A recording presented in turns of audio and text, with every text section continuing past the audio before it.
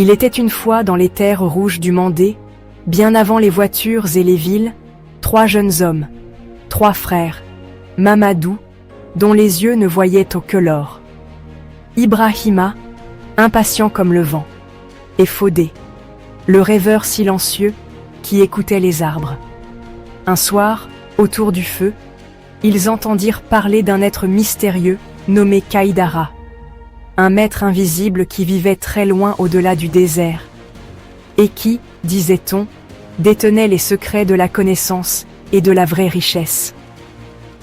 On racontait qu'il n'apparaissait qu'à ceux qui marchaient longtemps, sans orgueil, sans peur, sans avidité.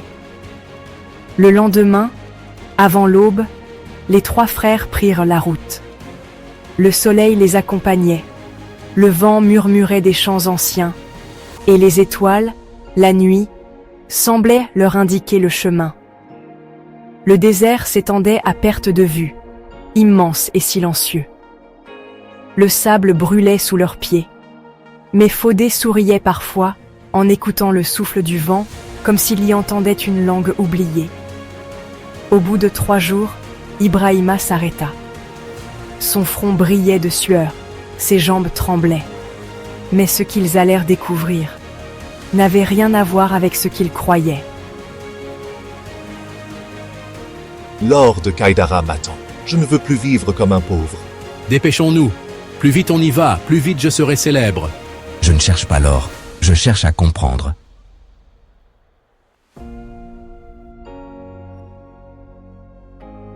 Ils marchèrent des jours et des nuits. Le soleil brûlait, le vent sifflait. La faim, la soif, mais aussi les doutes grandissaient en eux. Et pourtant, ils continuaient. Car parfois, la quête est plus forte que la peur. La nuit tombait, pleine de magie. Soudain, une silhouette se dressa dans l'ombre. Une vieille femme, drapée de tissus faits d'écorce et de lumière, les yeux brillants comme 2 étoiles mouillées.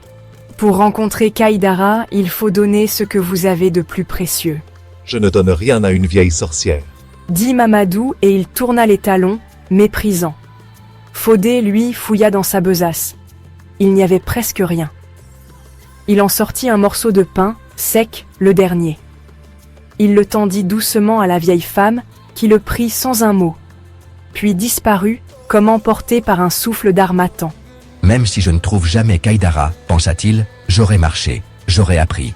Et voilà qu'un jour, quelque part entre le rêve et le silence, un portail apparut. Pas un portail en bois ou en fer, non. Un portail en lumière, en souffle, en mystère. Les garçons se regardèrent. Ils savaient que leur aventure ne faisait que commencer. Ils entrent. Le décor change. Une immense cité dorée se dresse devant eux. Les murs brillent comme du feu. Les colonnes chantent doucement. Tout semble flotter dans l'air. Regardez, tout cet or, des bijoux, des trésors. C'est peut-être un piège?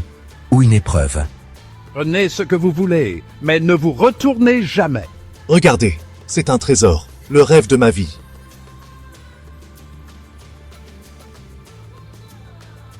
Mamadou ne réfléchit pas. Il courut, les bras pleins de colliers et de pièces d'or. Il riait, les yeux remplis d'avidité. Mais voilà, une petite bague tomba derrière lui. Et Mamadou se retourna. Mamadou avait oublié la règle en se retournant. Il voulait tout, mais perdit tout. Car celui qui trahit la parole donnée creuse sa propre chute. Il disparut alors dans une épaisse fumée noire. L'aventure s'arrêta net pour lui. Après la cité d'or, Fodé et Ibrahima avancent lentement dans un couloir suspendu dans le vide. De chaque côté, d'immenses miroirs flottent dans l'air. Mais ces miroirs ne montrent pas leur visage. Pourquoi je vois mon père me gronder? Et ce souvenir, j'avais oublié. Les miroirs de Kaïdara ne montrent pas le corps, mais l'âme. Les miroirs de Kaïdara ne mentent jamais. Ils montrent les blessures qu'on cache, les faiblesses qu'on ignore. Dans cette vallée, on ne peut se cacher.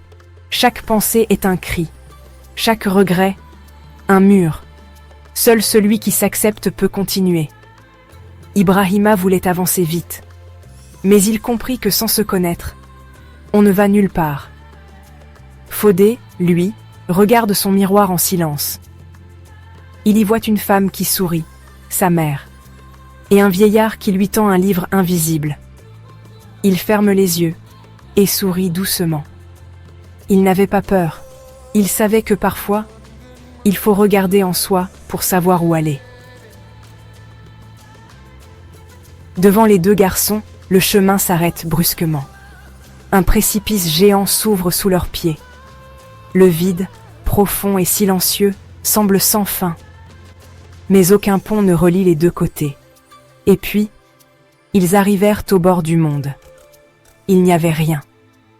Rien que le vide, le vent et la peur.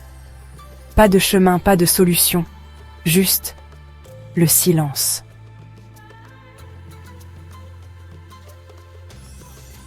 Fodé fait un pas dans le vide. Une lumière douce se dessine sous son pied. Un pont doré apparaît, invisible mais solide, au fur et à mesure qu'il avance. Car, mes enfants, parfois, le chemin n'apparaît que quand on a confiance. Il faut marcher, même quand on a peur. Ibrahima, tremblant, tente de suivre. Mais au lieu d'écouter son cœur, il panique, court, trébuche et chute dans le vide. Et Ibrahima tomba. Pas à cause du vide, mais à cause de sa peur. Il voulait tout de suite. Mais il n'avait pas appris à faire confiance à son cœur.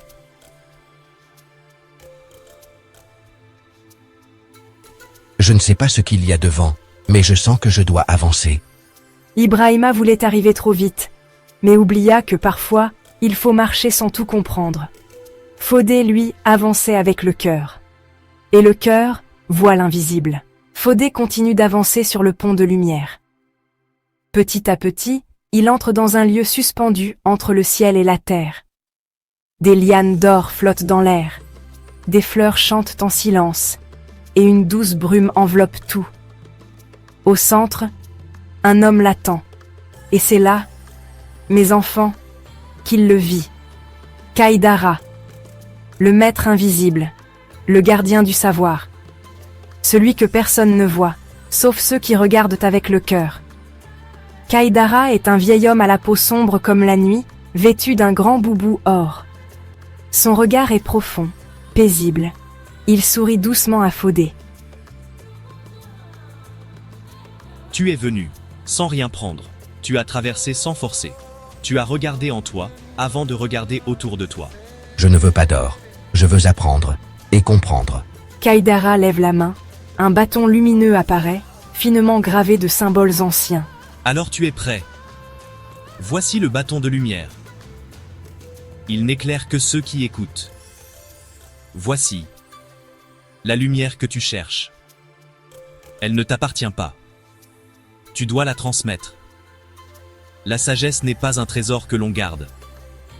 C'est un feu qu'on allume chez les autres. Et Fodé ne devint pas riche. Non. Il devint plus que cela. Il devint un messager. Il était parti chercher l'or. Il revint avec la lumière. Et toute la terre s'éclaira un peu plus grâce à lui. Car la vraie richesse, c'est ce qu'on peut offrir sans jamais le perdre. Grand-mère, Kaïdara existe vraiment? Oui, mon enfant. Mais on ne peut le voir que si ton cœur est léger. Souvenez-vous, mes enfants, la patience, la foi et l'humilité ouvrent les portes que l'or ne peut acheter. Si cette histoire t'a touché, partage-la avec ceux que tu aimes. Abonne-toi à Sous le baobab des légendes, pour que nos récits continuent de vivre. Et n'oublie pas, ceux qui écoutent les anciens deviennent les sages de demain.